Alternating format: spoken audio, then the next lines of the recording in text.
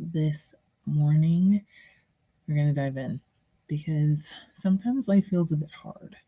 And depending on how you experience different seasons, especially going into, at least in the Northern Hemisphere, it's a little bit cooler, it's cold, and it's very easy to feel closed in. It's valuable to have these pieces to remember. Um, I say this from a place where I've been there. So I don't just simply, whenever I'm speaking to you, whenever I'm sharing with you, I'm not just simply sharing just ideas.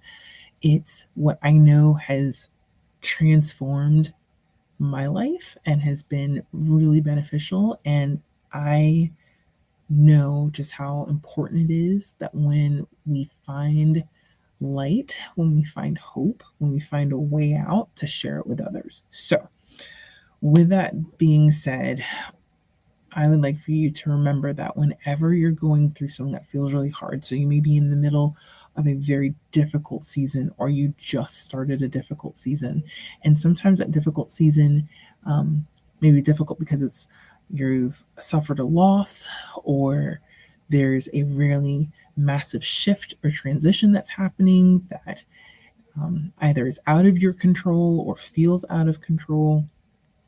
In some cases, it can be that there's something wonderful that happened, but it's difficult for you to see it. It could be that you're dealing with depression or anxiety that's caused postpartum.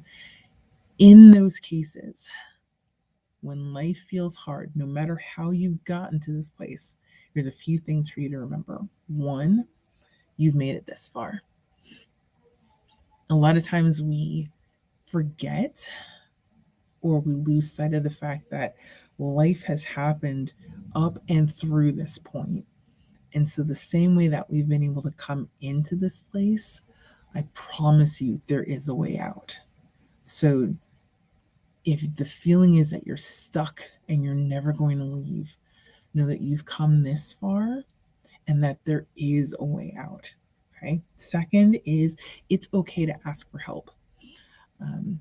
For some of us who sometimes feel like we need to have it all together, that we need to have all the answers, that we need to just figure things out on our own, whether it's we don't really feel like we can trust other people, or we're not really sure of whether or not it's safe to make a move, that maybe we just need to sit, grin, and bear it because everybody else seems to be fine and we're the only one that feels unnerved or feels different. It's okay to ask for help, whether that means help from a counselor or therapist, whether that means seeking out friends or others who've experienced what you have to be able to help you, encourage you. In a lot of cases, it's being willing to be vulnerable to ask the question of, this is going on, can you help me? Okay, having trusted people in your life that you can do that with, super valuable. And if you don't, please know that you are more than welcome to reach out to me, to DM me, message me. You are never alone. God knows that He's there for you. God is there for you, and I'm very much there for you as well. Next is that you get to control your thoughts and your emotions. This is one that I did not realize in the moment, and afterwards, with the places that I'm grateful that I've been able to grow in and experience, knowing that I have control of my thoughts has been phenomenal. I get to choose what it is that I will allow into my brain. Meaning, the example that I was given many years ago was, think of your thoughts as basically being like envelopes that show up in the mail, right? So a letter comes in, it's in your mailbox. You get to choose whether or not you open it or whether you choose to just throw it away. Just that simple. So you get to choose the same thing with your thoughts. You get to take your thoughts captive, and you can decide if you're going to entertain that thought or if you're going to let it go. The same thing is true with emotions. Learning that you have control over your emotions is very, very helpful. Now, I realize that there may be things that are going on where you really do feel out of control. Hence, it's good and it is more than okay to ask for help. But know that being in a place where you control your emotions and you control your thoughts, that is part of how you are That's part of who you are. That's part of how you're called to function.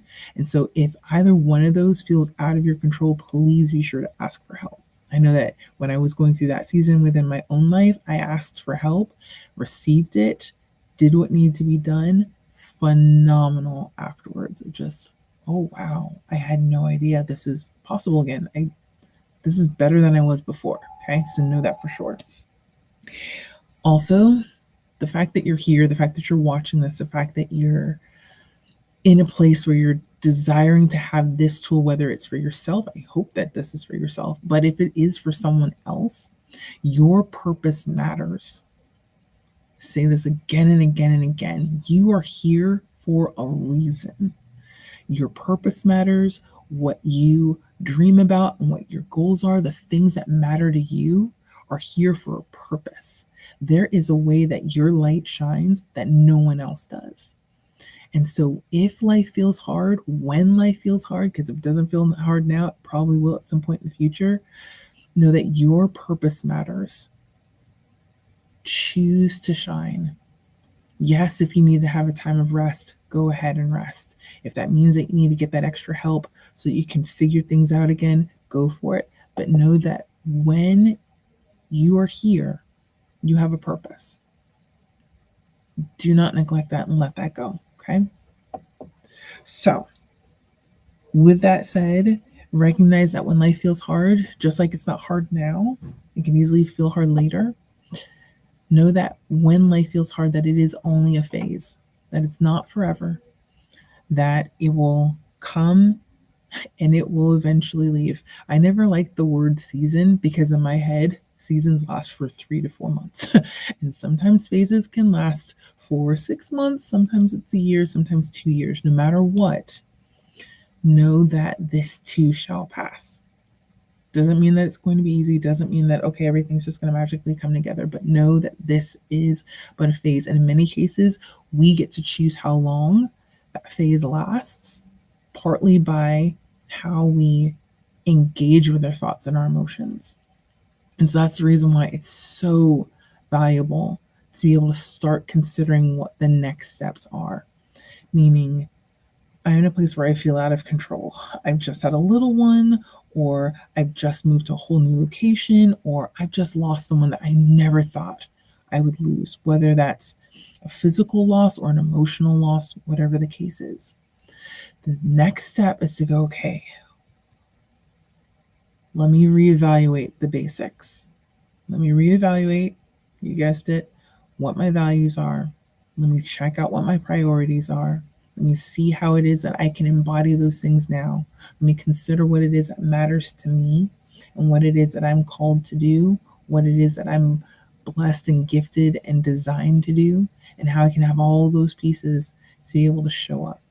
And even if it can't happen right now, in this very moment, I know that I'm at least preparing the way so that when this season comes to an end, when this phase comes to an end, I'm ready. The one thing that I choose to say more than anything is that when life feels hard, it's very easy to feel just stuck. And when you feel stuck, guess what? Stuck doesn't give you room to move. Stuck, it doesn't give you room to grow. Stuck just has you to stay. So let's choose to release the idea of feeling stuck. Let's choose to release the idea of this is going to last forever.